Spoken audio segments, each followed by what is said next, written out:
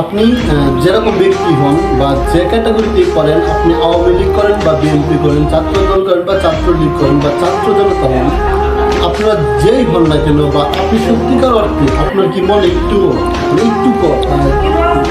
বাকবোধ বা কষ্ট হচ্ছে না যে মাননীয় প্রধানমন্ত্রী শেখ হাসিনা ছাত্ররা চেয়েছিল ওনার পদত্যাগ, উনি পদত্যাগ করেছে, এমনকি দেশ থেকে পালিয়েছে এটা ছাত্ররা চায়নি। তো উনি দেশে থাকার মতো অবস্থা নেই বা দেশে থাকার মতো অবস্থা ছিল না তখন, যার ফলে উনি দেশ থেকে পালিয়েছে।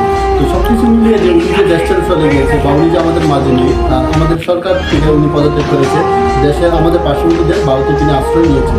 তো সব কিছু মিলিয়ে ওনার চলে যাওয়াটা আসলে কি খুব কষ্টদায়ক না? বিষয়টা এরকম যে আমরা তো ওনাকে চেয়েছিলাম, মানে ওনার কাছে একটা দাবি চেয়েছিলাম, একটা আবদার ছিল আমাদের, যে পুরোটা সংস্কারের বিষয়টা, যে এইগুলো নিয়ে আমরা আন্দোলনে নেমেছিলাম। তো ছাত্রদের পক্ষে সবাই ছিল বা বিভিন্ন ছাত্রদের মাঝে শিক্ষকরা, সহপাঠীরা বা আইনজীবীরা সবাই, শিশু থেকে শুরু করে মানে বৃদ্ধ পর্যন্ত সবাই ছাত্রদের পক্ষে ছিল। বা ছাত্ররা নিজেদের হুইসে বা খেয়ালে এতটা বেশি বাড়াবাড়ি করে ফেলেছে যে সরকার পতন ঘটিয়ে ফেলেছে। তো ইতিহাসের পতন যেভাবে সরকার পতন হয়েছে বা সরকার পতন ঘটেছে, তো সব কিছু মিলিয়ে যে আপনি যাই করেন বা আওয়ামী লীগ করেন, বিএনপি করেন, ছাত্র জনতা যেই হন না কেন, আপনার মানে কি একটু কষ্ট হয় না যে উনি যে চলে গেল, উনি আমাদের জন্য কি করেন নাই? মাননীয় প্রধানমন্ত্রী শেখ হাসিনা উনি আমাদের জন্য কি করেন নাই?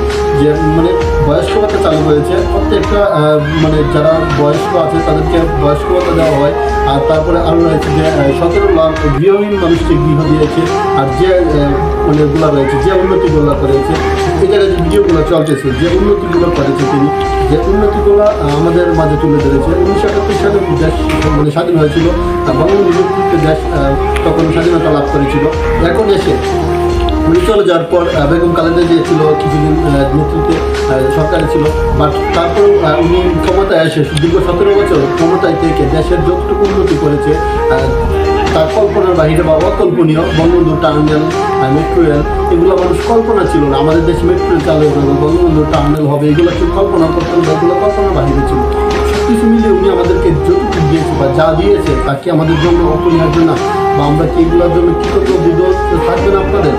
বিষয়টা সেরকম যে উনি চলে গেছে, ঠিক আছে, আমরা নতুন কাউকে বসিয়েছি বা সরকার হয়েছে বা উনি বসেছে, তো উনি আমাদেরকে কতটুকু দিতে পারবে বা ওনার সময় কতটুকু আমরা জানি না, বা উনি আমাদেরকে কতটুকু দিতে পারবে তা জানি না। কিন্তু যে চলে গেছে মাননীয় প্রধানমন্ত্রী শেখ হাসিনা, তো উনি যা দিয়েছে আমাদেরকে বা আমাদেরকে যা দিয়েছে তা কখনো ভুলার মতো না বা কেউ কখনো ভুলতে পারবে না। আপনি চাইলেও যে সরকার বিরোধী আন্দোলন আপনিও করেছেন বা সরকারকে আপনি পতন ঘটিয়েছেন, বাট আপনি চাইলেও সরকারকে ভুলে যেতে পারবেন না বা মাননীয় প্রধানমন্ত্রীর যে অবদানগুলো সেগুলো ভুলে যেতে পারবেন না। তো এই কথাটা হচ্ছে যে মানুষ আসলেই স্বার্থপর জাতি বা বেইমান জাতি।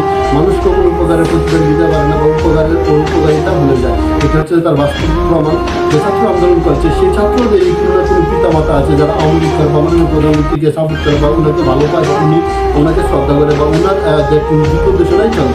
বা সরকার পতনের সাথে সাথে বাংলাদেশে 300 আসন ছিল, টোটাল 300 আসনে উদা হয়ে গেছে বা গায়েব হয়ে গেছে, সংসদ একবারে শেষ হয়ে গেছে। তো বিষয়টা হচ্ছে এরকম যে সবাই অজ্ঞাতভাবে রয়েছে, কেউ পলাতক হয়েছে, কেউ দেশের বাইরে রয়েছে। আমি ওইগুলো বিষয়ে কথা বলতে চাই না বা ওইগুলো বিষয়ে কথা বলবো না, কিন্তু মাননীয় প্রধানমন্ত্রী ওনার বিষয়ে কথা বলছি। আসলে উনি চলে যাওয়াতে খুব মানে হতাশজনক বা দুঃখজনক। আপনার কাছে কীরকম লাগে আমি জানি না, বাট আমার কাছে খুবই খারাপ লাগে বিষয়টা।